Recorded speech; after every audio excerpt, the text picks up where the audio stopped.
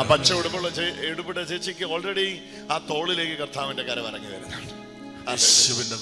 ചേച്ചിയുടെ പേരെന്നാ മോളെ. ഈ തോള് മുഴുവൻ ഞാൻ കാണുന്ന പറയുന്നത് കേട്ടോ, ഞാനിപ്പോ അത് കാണുന്നു, അതുകൊണ്ടാണ് ഞാൻ പറയുന്നത്. ഈ തോള് മുഴുവൻ കർത്താവിന്റെ മഹത്വം ഇറങ്ങി വന്നോണ്ടിരിക്കും. ഒന്ന് വിശ്വസിച്ചു, ഈ ഒരു വശം മുഴുവൻ കേട്ടോ, ഈ ഒരു വശം മുഴുവൻ കർത്താവിന്റെ മഹത്വം ഇറങ്ങി വന്നോണ്ടിരിക്കും. ഒന്നുറച്ചു വിശ്വസിച്ചോ കേട്ടോ, ഒന്ന് നന്നായിട്ട് വിശ്വസിച്ചോ കേട്ടോ. ഈ ഒരു വലത്തെ വശം മുഴുവൻ കേട്ടോ, ഇങ്ങോട്ട് ഞാൻ പറയും,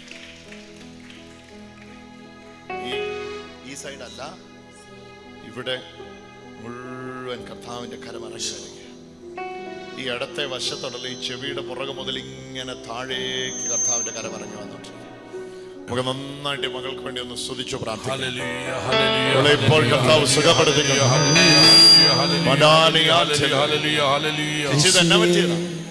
ഇതെന്നാ പറ്റിയതാ? ഏതാ?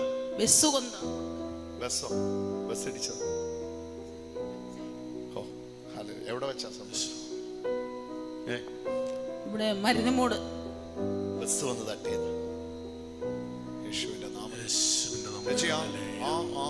ആ ചതവ് വന്ന ആ ഭുജത്തിന്റെ അവിടേക്ക് മുഴുവൻ കർത്താവിന്റെ മഹത്വം ഇറങ്ങിക്കൊണ്ടു. ഇന്ന് ആരാധനയിലേക്ക് വിശുദ്ധ കുർബാനയിലേക്ക് നമ്മൾ പോകുന്നതിന് മുമ്പ് തന്നെ ചേച്ചി, ഈ വിശുദ്ധ കുർബാന എന്ന് പറയുന്നത് തന്നെ കൃതജ്ഞതാ ബലിയാണ്. അപ്പൊ അങ്ങോട്ട് പോകുമ്പോൾ തന്നെ എന്ത് ചെയ്യും? ആ ബസ് ഇടിച്ച് വേദന കൊണ്ട് തളരുന്ന ആ കൈ ഉയർത്തി പിടിച്ചോണ്ട് എന്ത് ചെയ്യാൻ പോവാ?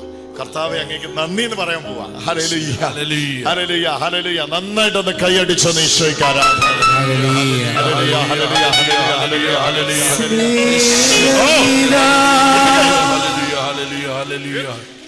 Hallelujah, hallelujah. നന്നായിട്ടൊന്ന് കൈയടിച്ചൊന്ന് ഈശോയ്ക്ക് ആരാധന.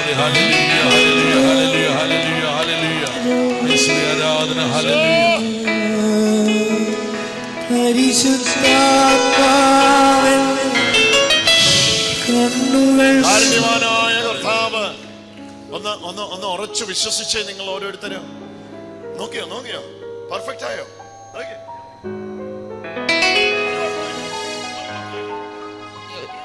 ഒരു കുഴപ്പമില്ല.